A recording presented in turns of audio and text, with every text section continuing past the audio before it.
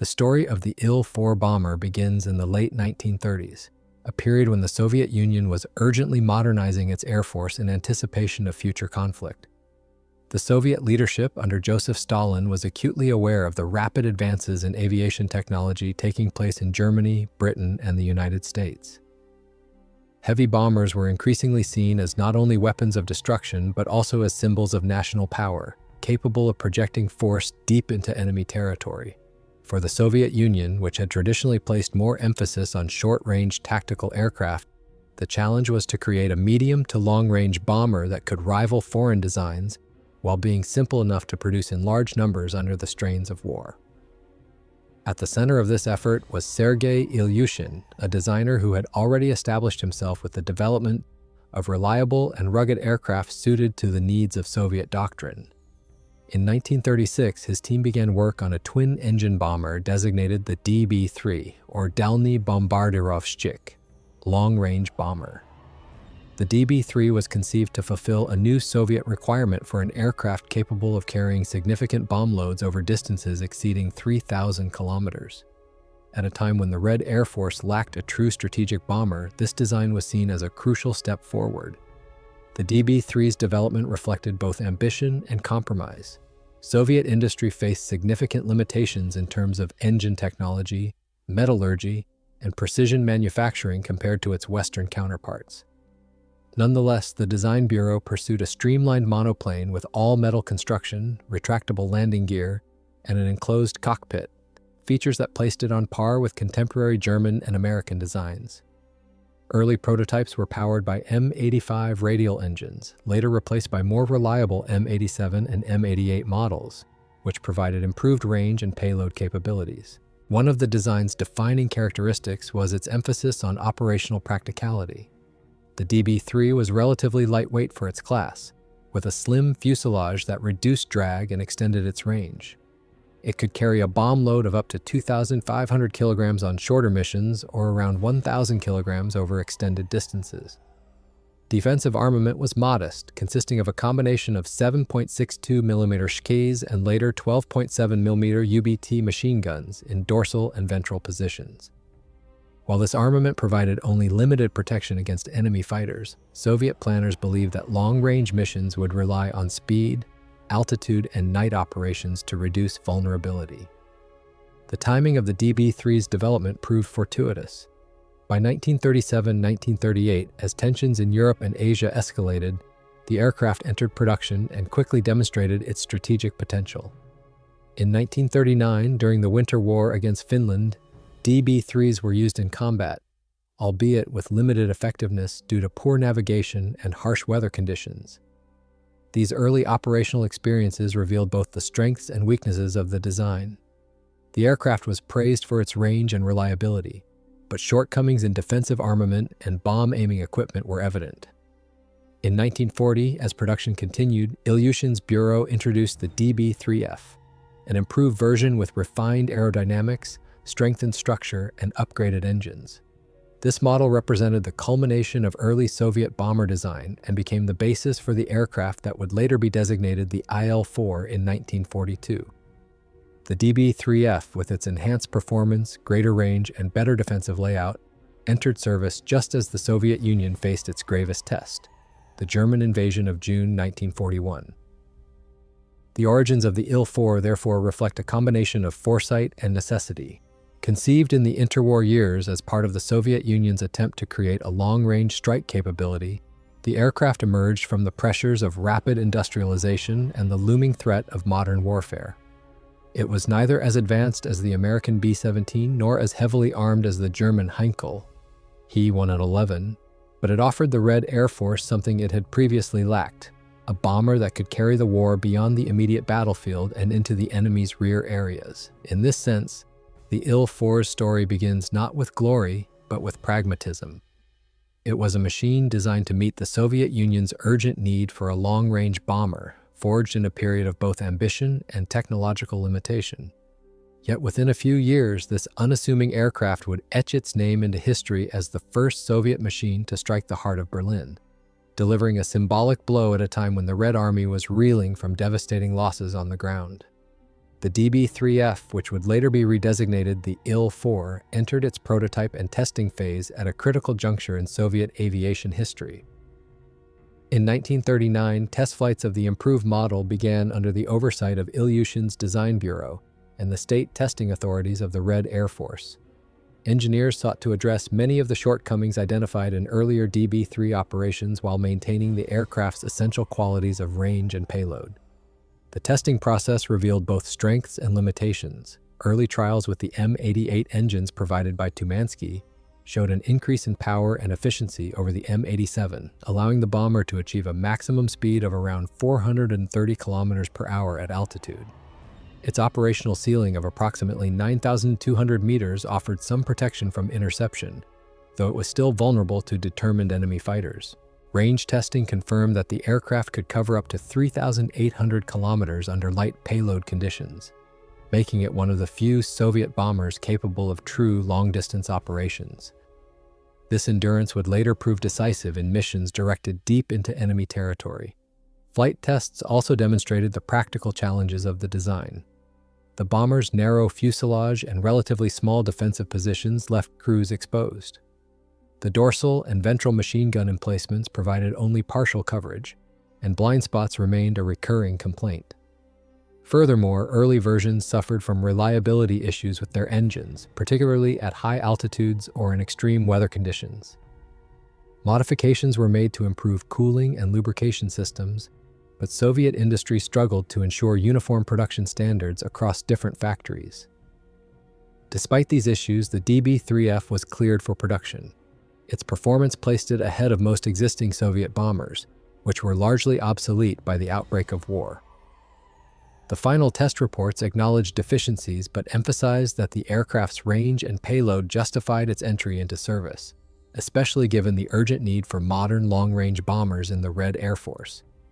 By 1940, full-scale production was underway at plants in Moscow, Voronezh, and later Kuibyshev, ensuring that the type would be available in significant numbers when the Soviet Union entered the war. In operational training exercises, aircrews quickly adapted to the DB-3F's particular handling characteristics. Pilots found it stable in level flight, which made long-range missions less fatiguing, but its performance in evasive maneuvers was limited. Crews learned to rely on coordinated formations and the cover of darkness to offset vulnerabilities. Bombing accuracy during exercises remained inconsistent, a problem tied more to inadequate sighting equipment and training than to the aircraft itself. Nevertheless, commanders were optimistic that the DB-3F could provide the long-range strike capability the Soviet Union urgently required. The transition from prototype to production was marked by constant refinement. Engineers worked to strengthen the airframe for higher bomb loads, while cockpit layouts were adjusted to improve crew coordination. Attention was also given to navigation systems, as long-distance flights required more sophisticated instruments than most Soviet aircraft carried at the time. The addition of radios and more advanced compasses allowed crews to attempt missions that extended far beyond familiar airspace. By early 1941, as the geopolitical situation in Europe deteriorated, the DB-3F stood ready for operational deployment. With its streamlined shape, twin-engine configuration, and proven range, it offered the Red Air Force a bomber capable of striking targets far behind enemy lines. It was in this period, just before Germany's invasion of the Soviet Union, that the decision was made to redesignate the DB-3F as the Il-4, acknowledging its place within the Ilyushin family of aircraft. The testing phase had confirmed the aircraft's capabilities but also foreshadowed the challenges ahead. Crews would depend on its long range and reliability, but they would face severe risks due to limited defensive armament and the intense pressure of German air superiority. Nonetheless, the Il-4 had passed from concept to reality. Within months of its acceptance into service, it would be thrust into the most demanding conditions imaginable, tasked with missions that no other Soviet bomber could yet achieve. When the Il-4 officially entered service in 1941, the Red Air Force faced the greatest crisis in its history. On June 22, Germany launched Operation Barbarossa, and within weeks, the Soviet Union suffered catastrophic losses of men and materiel. Thousands of Soviet aircraft were destroyed on the ground or in the air during the first days of the invasion, leaving the Il-4, then still relatively new, among the few modern bombers available to continue long-range missions. The Il-4 was deployed within bomber divisions designated for strategic operations. Unlike the short-range Su-2s or the aging SB bombers, the Il-4 was capable of reaching targets well behind the front lines. Its initial deployments involved raids against German troop concentrations, railway hubs, and supply depots. In the early weeks of the war, Soviet commanders scrambled to stabilize the collapsing front, and the Il-4 was used both for tactical strikes in support of ground forces and for deeper raids intended to disrupt German logistics. One of the defining moments of the Il-4's early operational history came in August 1941. As German armies advanced toward Moscow and Leningrad, Stalin demanded a symbolic strike on the German capital. On the night of August 7th, a group of Il-4 bombers took off from airfields near Leningrad and crossed hundreds of kilometers of hostile territory to reach Berlin. Despite losses to flak and night fighters, several aircraft successfully dropped their bomb loads on the city, making the Il-4 the first Soviet aircraft to strike the German capital. While the material damage was limited, the psychological impact was immense. The raid demonstrated both to the Soviet public and to Germany that the Red Air Force was still capable of reaching the enemy's heartland, even during the darkest months of the war. The Berlin raids continued intermittently through late 1941, though with heavy losses. Many Il-4s failed to return, falling prey to German night fighters or forced down by mechanical failures over occupied territory.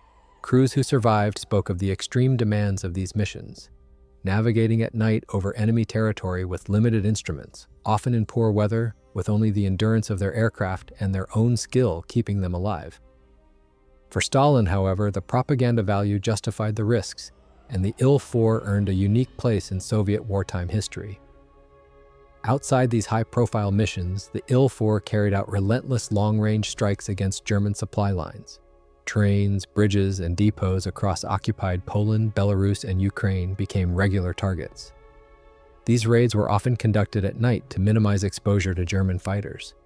The aircraft's long range allowed it to reach targets that were otherwise safe from Soviet tactical bombers, forcing the Wehrmacht to devote resources to rear-area defense. Another early operational role emerged over the Baltic Sea. Il-4s were tasked with maritime strikes against German shipping and naval assets. Operating from bases around Leningrad, they carried torpedoes and bombs to disrupt supply convoys and Kriegsmarine units. Though Soviet torpedo tactics were still developing, the Il-4's versatility allowed it to serve as a long-range maritime bomber, a role it would expand upon as the war progressed. Pilots and crews quickly developed mixed views of the Il-4. They respected its range and reliability, qualities that set it apart from older Soviet bombers, but they were acutely aware of its defensive shortcomings. German fighters such as the Bf-109 and later the Fw-190 could easily outmatch an Il-4 if intercepted in daylight. As a result, commanders increasingly emphasized night operations, which became the bomber's trademark mode of employment. These missions were grueling, with long hours spent navigating over featureless terrain, often in severe weather and under constant threat of enemy interception. Despite the hardships, the Il-4's entry into service provided the Soviet Union with a critical capability at a moment of desperation. It allowed Soviet leaders to strike symbolic and practical blows against Germany even when the Red Army was retreating on every front. By late 1941, Il-4 bomber regiments were integrated into the Long-Range Aviation Force, which would later be reorganized into the ADD, Aviacja Dalnego Действia, or Long-Range Aviation Command. This step institutionalized the role of the Il-4 as the primary Soviet long-range bomber of the war. Thus, the Il-4's first months of service were defined by extremes: high-profile raids on Berlin that demonstrated Soviet resilience, and the grinding nightly campaigns against German logistics that tested the endurance of its crews. It had proven its worth as both a psychological weapon and a practical tool of strategic warfare, setting the stage for its broader use across multiple fronts in the years to come. As the war entered 1942 and 1943, the Il-4 matured into its full combat role.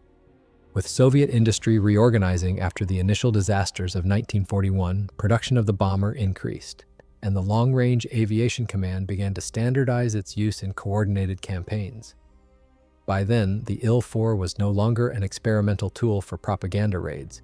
It was a workhorse conducting nightly operations across the Eastern Front. The most significant missions of this period focused on disrupting German logistics. The Wehrmacht depended heavily on railroads to move troops, fuel, and supplies across the vast occupied territories. Il-4 regiments were directed to attack railway junctions, depots, and bridges deep behind enemy lines. These strikes rarely destroyed targets outright, but repeated raids forced the Germans to commit anti-aircraft units and repair crews to vulnerable rear areas. For Soviet planners, tying down German resources away from the front was as valuable as causing direct destruction. Night bombing became the Il-4's defining tactic. By avoiding daylight operations, crews reduced their exposure to German fighters, though this also meant flying with limited visibility and relying on rudimentary navigation instruments. Missions often lasted 6 to 8 hours, with crews enduring freezing conditions at altitude in poorly heated cockpits. Despite these hardships, Il-4 squadrons carried out thousands of sorties each year, a steady pressure that complemented the Red Army's offensives on the ground. The bomber also found a critical role in maritime operations. From bases near Murmansk, Arkhangelsk, and later along the Baltic, Il-4s flew anti-shipping strikes against German convoys and naval forces. Equipped with naval bombs and sometimes torpedoes, they targeted transport supplying German forces in northern Norway and the Arctic. The torpedo bomber variant of the Il-4, though less specialized than aircraft like the American TBF Avenger or Japanese G4M, represented one of the Soviet Union's few long-range tools for anti-ship warfare. Successes included damaging or sinking merchant ships and forcing the Germans to reinforce naval escorts for convoys. During the Battle of Stalingrad in late 1942, Il-4s played a supporting role by striking German supply routes feeding the encircled 6th Army. Long-range bombers were ordered to attack railway hubs as far west as Smolensk and Orel to limit the flow of reinforcements. While tactical air power around Stalingrad was dominated by Il-2 ground attack aircraft and fighters, the Il-4's contribution was to add strategic depth to the Soviet campaign, extending pressure across the enemy's rear. In 1943, as Soviet forces went on the offensive following victories at Stalingrad and Kursk, the Il-4's missions became more ambitious. Large-scale raids were organized against cities such as Königsberg and Warsaw, designed to demonstrate the growing reach of Soviet air power. While these raids never approached the scale of Anglo-American bombing campaigns in Western Europe, they were significant in the Eastern Theater, where Soviet doctrine emphasized battlefield support rather than strategic bombing. The Il-4 was the exception, the sole Soviet aircraft designed to project force far beyond the immediate front. Adaptation was constant. Crews modified tactics to improve survivability, often flying at lower altitudes during approach to evade radar detection before climbing to bombing height. Navigation teams trained extensively to handle long flights in poor weather, and radio operators coordinated with ground beacons where possible. Losses remained high, particularly when Il-4 formations encountered concentrated German flak defenses, but the persistence of the bomber force ensured that pressure on German logistics and rear areas never relented. The Il-4 also expanded its use in special operations. Some aircraft were adapted to drop supplies and partisans behind enemy lines, sustaining Soviet guerrilla movements that harassed German occupation forces. These missions were particularly important in Belarus, where partisan activity was extensive. By delivering weapons, radios, and food, Il-4 crews supported a hidden front that tied down thousands of German troops in anti-partisan operations. By 1943, the bomber had established itself as a versatile tool, a night raider against German industry and logistics, a maritime strike aircraft against convoys, and a supply platform for partisans. Its performance was never spectacular in terms of speed, payload, or defensive strength, but it filled a vital niche for the Soviet Union, which lacked heavy bombers comparable to the B-17 or Lancaster. The Il-4's adaptability and endurance made it the backbone of long-range Soviet bombing throughout the war. In these years, the aircraft's reputation among crews solidified. It was respected for its ability to bring them home even when damaged, yet crews never forgot its vulnerabilities. The Il-4 demanded discipline, teamwork, and endurance from those who flew it. For the Soviet command, it was indispensable. A bomber that had proven itself capable of striking deep, disrupting the enemy, and keeping alive the concept of Soviet strategic aviation. By 1944, the Il-4 had reached the height of its wartime employment. Soviet industry, relocated east of the Urals, had stabilized production, ensuring a steady flow of replacement aircraft and spare parts. Though never produced in the same massive numbers as tactical aircraft like the Il-2, the Il-4 became the standard long-range bomber of the Red Air Force, equipping multiple regiments within the Long Range Aviation Command. Its operations expanded in scale and ambition as the Soviet Union pressed the offensive westward. The bomber's most consistent missions continued to be against German logistics networks. As the Red Army advanced into Ukraine, Belarus, and the Baltic states, Il-4s targeted railway junctions, bridges, and supply depots, feeding German counterattacks. At night, formations of Il-4s flew deep into occupied Poland, striking hubs such as Brest, Lublin, and Krakow. Though accuracy was often limited, the cumulative effect of repeated raids hindered the Wehrmacht's ability to reinforce the front or retreat in good order. The aircraft's ability to deliver strikes hundreds of kilometers from Soviet lines kept pressure on German forces, even as their defenses contracted. The maritime role of the Il-4 expanded as well. In the Baltic theater, the Soviet Navy Air Arm employed Il-4 torpedo bombers against German shipping lanes linking East Prussia with occupied Scandinavia. Convoys carrying iron ore, fuel, and troops became prime targets. Although success rates in torpedo attacks were not high, owing to poor Soviet torpedo reliability and limited training compared to Western navies, the Il-4 contributed to a steady attrition of German merchant shipping. In the Arctic, Il-4 patrols supplemented Allied efforts to protect the Murmansk convoys by striking German naval bases in northern Norway, including Kirkenes and Petsamo. Perhaps the most significant shift in the Il-4's role came in support of Soviet partisans and special operations. By 1944, partisan warfare had grown into a major component of the Soviet strategy behind German lines. The Il-4, with its long range and ability to carry substantial cargo, was frequently used to drop weapons, radios, explosives, and even small groups of operatives. These missions were hazardous, requiring precise navigation to small clearings at night, often under the threat of German night fighters or flak. Yet they sustained a guerrilla war that tied down tens of thousands of German troops in occupied territories, indirectly aiding the Red Army's conventional offensives. The Il-4 also participated in bombing raids against East Prussian cities such as Königsberg and Tilsit. These operations demonstrated the Soviet Union's growing confidence in its strategic reach. Although the raids lacked the intensity of Anglo-American attacks on German cities, they carried symbolic weight by showing that Soviet bombers could now reach targets well inside the pre-war borders of the Reich. The Il-4's role was not only military but political, projecting power to both enemy and ally alike. At the tactical level, adaptations continued. Crews refined night navigation methods, often relying on Pathfinder aircraft equipped with improved radio navigation aids to mark targets. Bombing accuracy improved slightly through better training and experience, though the Soviet approach remained focused on area rather than precision strikes. Defensive tactics also evolved, with Il-4 formations flying at varying altitudes and approaching targets from multiple directions to confuse enemy defenses. Despite these efforts, losses remained significant whenever German night fighters managed to intercept the formations.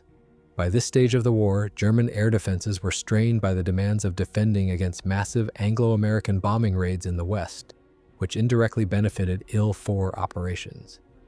Luftwaffe night fighter coverage over eastern Germany and occupied Poland was less dense than in previous years, giving Soviet bombers somewhat greater freedom of action. Nevertheless, crews faced constant danger from flak, mechanical failure, and the sheer fatigue of long missions in harsh conditions. As the Red Army advanced into the Balkans and Central Europe, Il-4 units followed, relocating to newly captured airfields closer to their targets. This mobility allowed them to maintain pressure on German rear areas as the front shifted westward. By early 1945, Il-4s were flying raids into eastern Germany, supporting Soviet offensives toward Berlin. Long-range bombing raids on cities such as Danzig and Stettin sought to disrupt German evacuation efforts and deny the Wehrmacht safe havens in its collapsing defensive perimeter. The Il-4's combat career by 1944-1945 was thus characterized by persistence and adaptability. It had become an instrument of sustained strategic pressure, delivering blows across rail networks, shipping routes, and urban centers. At the same time, it played a quieter but vital role in sustaining partisan warfare and special operations. Its limitations in payload, speed, and defensive strength meant it never achieved the notoriety of the Western heavy bombers. Yet within the Soviet context, it was indispensable. By the war's end, the Il-4 had flown more than 200,000 sorties across all fronts, a testament to both the durability of the design and the endurance of the crews who manned it. It had evolved from a desperate tool in the chaotic summer of 1941 into a reliable weapon of long-range aviation, integral to the Soviet Union's final drive into the heart of Germany. With the end of the war in 1945, the Il-4's active combat role quickly diminished, but its legacy and post-war service extended into the following years. The Soviet Union emerged victorious but exhausted, and the Red Air Force began a rapid process of reorganization and modernization. New designs such as the Tu-2 and early jet-powered bombers promised to replace the Il-4, yet for a brief period it remained a familiar and reliable presence in Soviet aviation. Immediately after the German surrender, Il-4 units were tasked with peacetime roles. Some aircraft were used to ferry supplies, repatriate prisoners of war, and transport personnel across the vast Soviet Union. The bomber's range and relatively simple maintenance requirements made it suitable for these assignments, particularly at a time when civilian transport aircraft were scarce. Others were adapted for training purposes, giving new aircrews experience with navigation, long-distance flight, and multi-crew coordination. During the first post-war years, the Il-4 also continued in limited service with naval aviation. Its maritime strike variants remained valuable for patrolling the Baltic and Black Seas, as well as the Arctic coast. Soviet naval doctrine in the immediate aftermath of the war emphasized coastal defense and the disruption of enemy shipping, roles the Il-4 could still fulfill until more modern designs became available. In this sense, the bomber bridged the transition from wartime improvisation to a structured peacetime air force. At the same time, the Il-4 became a subject of study for Soviet engineers. Post-war evaluations highlighted its strengths, long-range adaptability, and reliable structure, but also its shortcomings. Its defensive armament was judged insufficient by late-war standards, and its bomb load, while adequate in 1941, was small compared to Allied heavy bombers. Nonetheless, the aircraft's ability to survive years of harsh operational use testified to the skill of Ilyushin's design team. These lessons fed into the development of more advanced bombers, influencing both the Tu-2 and the early Tupolev jet bombers of the 1950s. Internationally, the Il-4 saw little direct export. Unlike Lend-Lease aircraft such as the American B-25 or the British Wellington, which served in multiple countries, the Il-4 remained largely confined to Soviet use. A handful were supplied to satellite states in the immediate post-war years for training and evaluation, but it never became a standard export platform. Its reputation as a forgotten bomber was reinforced by this limited foreign presence, overshadowed by better-known designs from both East and West. Within the Soviet Union, memory of the Il-4 carried a dual meaning. To the public, it was most famously remembered as the bomber that struck Berlin first in 1941, a symbol of defiance at a time of near-total collapse. For veterans, it was remembered as the aircraft that had carried them through some of the war's harshest missions: endless night raids, perilous navigation over hostile territory, and the grueling conditions of the Eastern Front. Crews respected its resilience but rarely romanticized it. To them, the Il-4 was a workmanlike machine, not glamorous but dependable. As the Cold War began, the Il-4 was steadily withdrawn from frontline service. By the late 1940s, only a small number remained operational, mostly in secondary roles such as training, reconnaissance, or transport. By the early 1950s, it had been completely phased out, replaced by faster, more heavily armed, and more technologically advanced designs. Yet, despite its retirement, the aircraft retained a place in Soviet aviation history as the first truly long-range bomber to be mass-produced in the USSR. In museums today, only a few Il-4s survive, often overshadowed by the more famous Il-2 Sturmovik, or the sleek Tu-2 bomber. Yet for historians, its importance is clear. The Il-4 was the Soviet Union's first step into strategic aviation, proving that the Red Air Force could project force far beyond the immediate battlefield. It was the machine that allowed the USSR to demonstrate its resilience during the darkest days of 1941, when striking Berlin was as much about morale as about material damage. The Il-4's legacy, therefore, is not one of technological brilliance or overwhelming firepower, but of endurance and necessity. It embodied the Soviet approach to wartime aviation, rugged, adaptable, and capable of doing what was needed with the resources at hand. In the grand narrative of the Second World War, it may be overshadowed by the B-17s, Lancasters, and Heinkels, but its role was vital in the unique context of the Eastern Front. For the Soviet Union, the Il-4 was the bridge between tactical battlefield air power and the concept of strategic reach. It was never celebrated in the same way as other legendary aircraft, yet it carved its place in history through the persistence of its crews and the significance of its missions. The bomber that once flew through the night to drop its modest bomb load on Berlin became a symbol of Soviet endurance and a reminder that even forgotten machines can shape the course of history. Beyond its well-documented combat record, the Il-4 also had lesser-known roles and a legacy shaped as much by what it represented as by what it achieved. These unseen chapters shed light on how the aircraft influenced Soviet aviation thinking, how it was employed in unusual tasks, and why it ultimately became overshadowed by other designs despite its historic firsts. One of the most significant yet often overlooked contributions of the Il-4 was in the field of research and experimental aviation.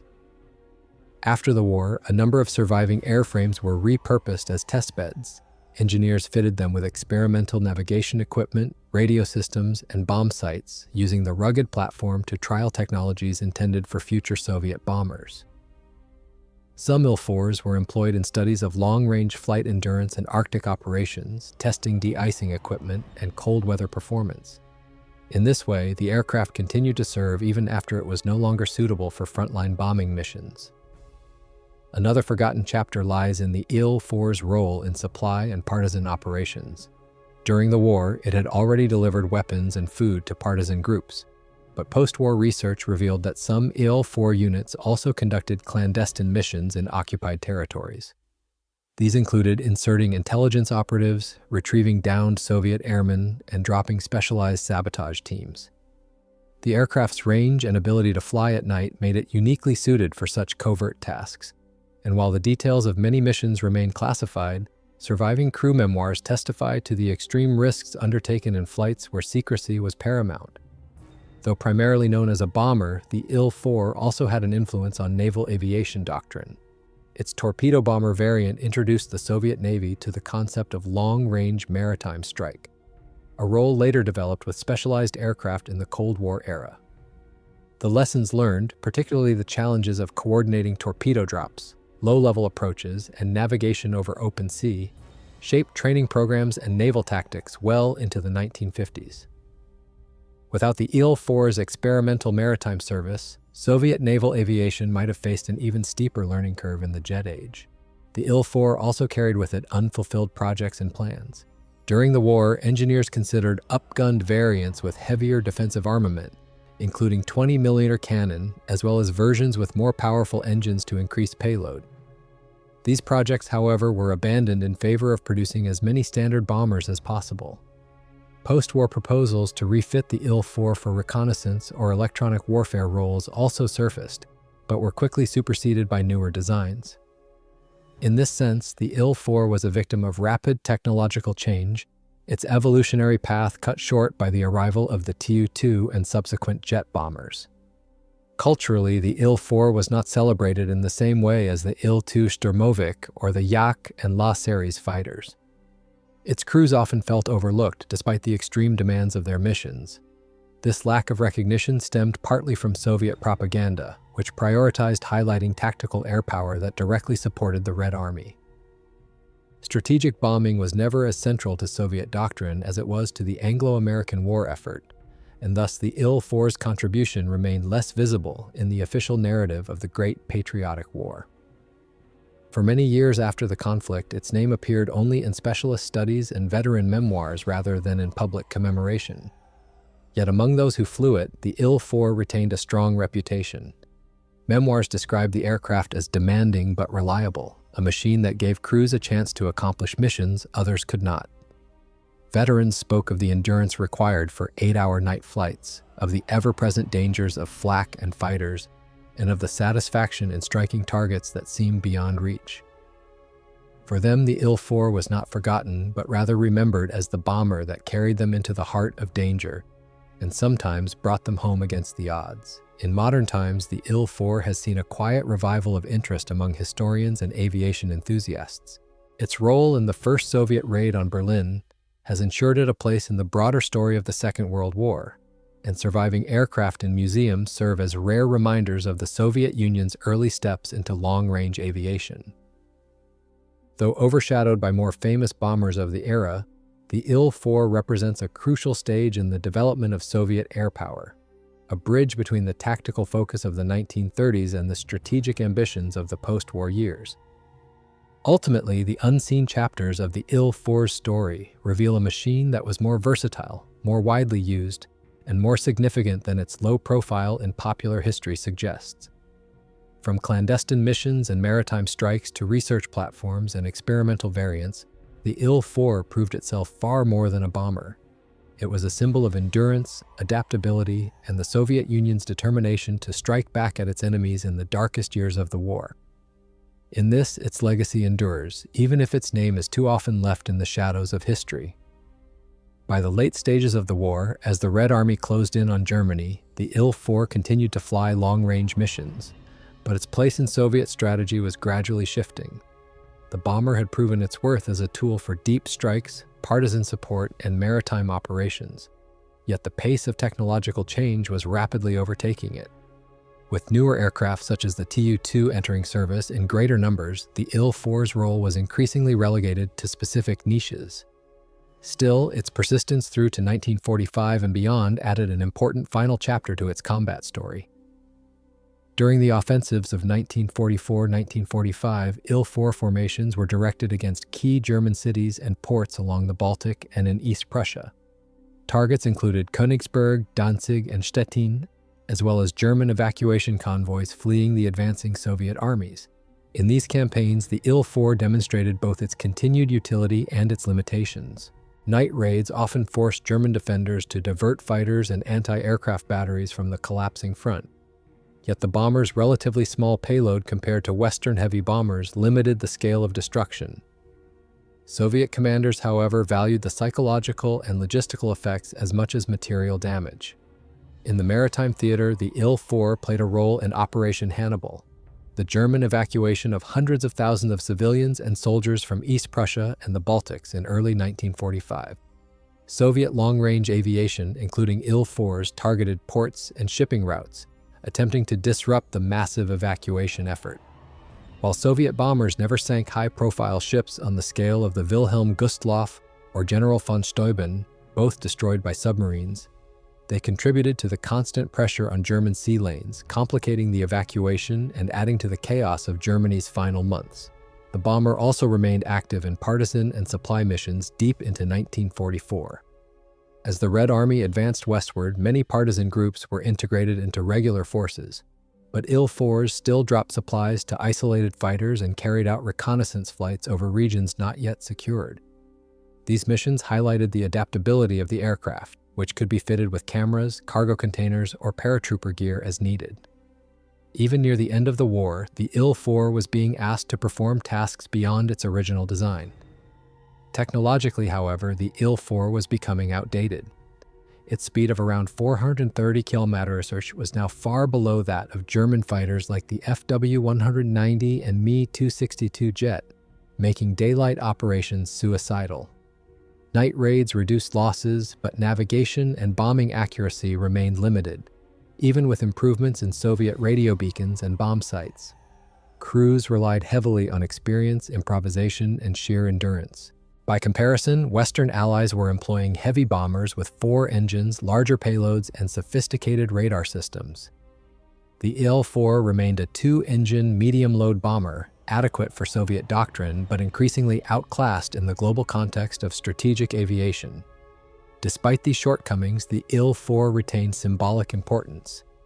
The bomber that had struck Berlin first in 1941 continued to represent the Soviet Union's determination to maintain long-range strike capability. Its continued use demonstrated both Soviet pragmatism, keeping a proven machine in service until it could be replaced, and the resilience of the design, which had endured 4 years of war on one of the most demanding fronts. As the war ended, Il-4 units participated in final missions against German infrastructure, railways, and ports, ensuring that the enemy remained under pressure until the last days of the conflict.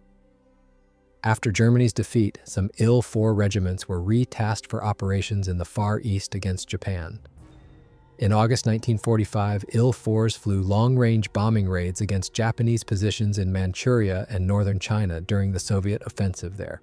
These missions were fewer in number compared to their European operations, but they extended the bombers' service record into the Pacific theater, making the Il-4 one of the few Soviet aircraft to fight against both Germany and Japan. The Il-4's presence in the final campaigns of the war closed its combat story on a note consistent with its entire history. Never dominant in firepower, but always reliable, adaptable, and able to perform missions that kept pressure on the enemy's rear. In its endurance and versatility, it embodied the Soviet approach to war, using what was available, making it work under difficult conditions, and never abandoning the principle of constant offensive action. By the time the guns of 1945 fell silent, the Il-4 was already seen by many in the Red Air Force as a relic, yet its crews carried with them the memory of countless missions flown in darkness, across vast distances, with little more than skill and determination to guide them. The bombers' war had been long and grueling, but it had given the Soviet Union a strategic reach it could not otherwise have achieved in the critical years of the Great Patriotic War. When the war in Europe ended in May 1945, the Il-4's immediate task shifted from destruction to stabilization. The Soviet Union was in ruins, and the Red Army faced the monumental challenge of consolidating its vast gains. For the Il-4 bomber force, this meant new assignments that reflected both the transition to peace and the early stages of the Cold War. In the months after victory, Il-4 units were employed in transport and repatriation duties. They ferried military personnel back from forward airfields, carried essential supplies to liberated territories, and in some cases returned prisoners of war to Soviet soil. The long range that had made the aircraft valuable in striking Berlin or Königsberg now proved useful in logistical operations across a devastated continent where railroads were destroyed and infrastructure crippled. For many crews, these missions were less dangerous but no less exhausting, as they continued to fly long hours under demanding conditions. Another significant post-war duty was the relocation of Soviet forces for the final campaign against Japan. In the summer of 1945, Il-4 regiments were redeployed to the Far East, where they supported the Soviet invasion of Manchuria. Their missions included bombing Japanese supply centers, communication hubs, and troop concentrations. Although Japanese air defenses were weaker than those of Germany, the missions demanded the same endurance and precision that had characterized their European sorties. For the crews, this was a coda to years of war, flying the same machine across another vast theater to deliver the final blows of a global conflict. Following the defeat of Japan, the Il-4 entered a twilight period of service. Its numbers in frontline aviation began to decline as the Tu-2, a more modern twin-engine bomber, became the standard. By the late 1940s, the advent of jet-powered aircraft further underscored the obsolescence of piston engine designs like the Il-4. Nevertheless, Soviet planners continued to find uses for the bomber. Some were reassigned as training aircraft, giving young pilots and navigators their first exposure to multi-crew long-range operations. Others were converted for reconnaissance, fitted with cameras to document military exercises or monitor borders during the early Cold War. Naval aviation retained Il-4 torpedo bombers longer than the Red Air Force, particularly in the Baltic and Black Sea fleets. These aircraft patrolled coastlines, practiced anti-shipping tactics, and served as placeholders until specialized post-war maritime aircraft became available. Their presence in naval units demonstrated the Soviet tendency to extract maximum utility from existing equipment before transitioning to new models. By the early 1950s, however, the Il-4 was disappearing from active duty. Jet-powered bombers such as the Tu-4, a reverse-engineered copy of the American B-29, represented an entirely new generation of long-range strike capability. Compared to these aircraft, the Il-4 seemed primitive, slower, more vulnerable, and carrying a fraction of the payload. Yet its endurance during the war ensured that it was not forgotten among those who had relied on it. The end of Il-4 service was gradual rather than abrupt. In some training schools and secondary units, it lingered until the mid-1950s. In museums, a handful of examples were preserved, though never in the number seen with more famous Soviet aircraft like the Il-2. For decades, its story remained overshadowed, mentioned mainly in connection with the symbolic Berlin raids of 1941 rather than the thousands of grueling missions it had flown throughout the war. In the aftermath, the Il-4's reputation among veterans remained steady. They recalled it as an aircraft that demanded discipline, rewarded skill, and endured punishment. It lacked the glamour of heavy bombers or cutting-edge fighters, but it had done the job required of it in circumstances where the Soviet Union could not afford anything less.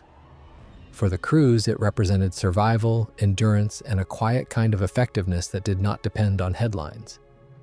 Thus, in the post-war years, the Il-4 transitioned from weapon of war to a relic of an earlier era. Its retirement marked the end of the Soviet Union's reliance on piston-engine long-range bombers and the beginning of its push into the nuclear and jet age. Yet even as it faded from active service, its legacy was already embedded in Soviet aviation history. The bomber that had carried the burden of long-range warfare when there was no alternative, and in doing so laid the foundation for the strategic air forces of the Cold War. The legacy of the Il-4 is defined less by technological brilliance than by the role it played in a time of crisis. It was not the fastest bomber of the war, nor did it carry the heaviest payload. It lacked the fame of the British Lancaster or the American B-17, and even within the Soviet Union, it was eclipsed in memory by the Il-2 Sturmovik. Yet its contribution to the Soviet war effort was unique. It was the only domestically designed bomber that could carry out sustained long-range operations throughout the conflict, and it did so at a time when the survival of the USSR was at stake. The most enduring aspect of its legacy remains the Berlin raid of August 1941. Militarily, the operation inflicted little damage, but politically and psychologically it carried enormous weight. At a time when German forces stood deep inside Soviet territory and Moscow itself seemed threatened, the ability to strike Berlin demonstrated that the Soviet Union still possessed the capacity to hit back. This moment became central to the Il-4's historical image and is still frequently cited in discussions of Soviet long-range aviation. Yet the true significance of the Il-4 lies in the sheer scale of its contribution across 4 years of war. More than 5,000 aircraft were built, and they flew over 200,000 sorties. These included bombing railway hubs, ports, and industrial centers, supplying partisans and special operations groups, conducting maritime strikes, and supporting major ground offensives through deep interdiction. Each mission was a small part of a much larger campaign of pressure against the German war machine, weakening its supply lines and stretching its defenses. In strategic terms, the Il-4 gave the Soviet Union a capability it had lacked before 1941. The ability to carry out long-range bombing independently. Before the war, Soviet doctrine had emphasized tactical air power in support of ground forces.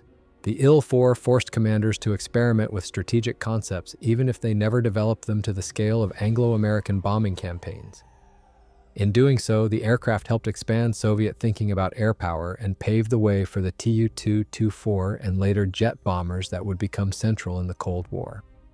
Culturally, however, the Il-4 never achieved the same iconic status as other Soviet aircraft.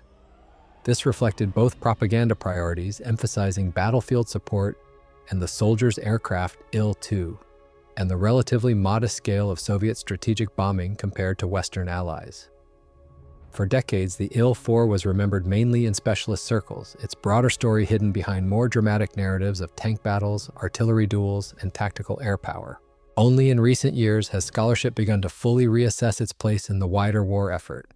Today, only a handful of Il-4s survive in museums.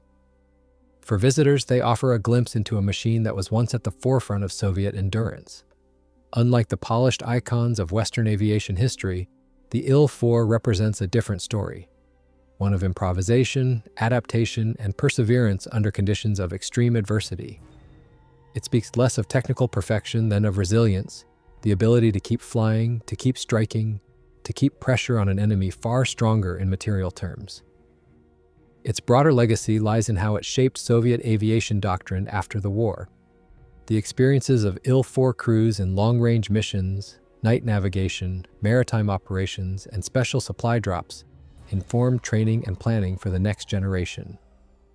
Engineers who studied the Il-4's successes and shortcomings applied those lessons to more advanced designs, ensuring that the Soviet Union entered the nuclear age with a foundation rooted in hard-won wartime experience.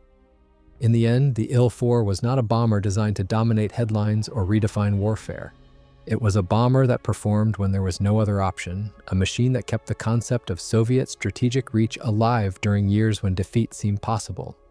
Its endurance, versatility, and ability to adapt to varied missions made it indispensable, even if it was rarely celebrated. The forgotten Soviet bomber that struck Berlin first thus holds a paradoxical place in history. Overshadowed, underappreciated, yet undeniably significant, it embodied the Soviet approach to survival and victory.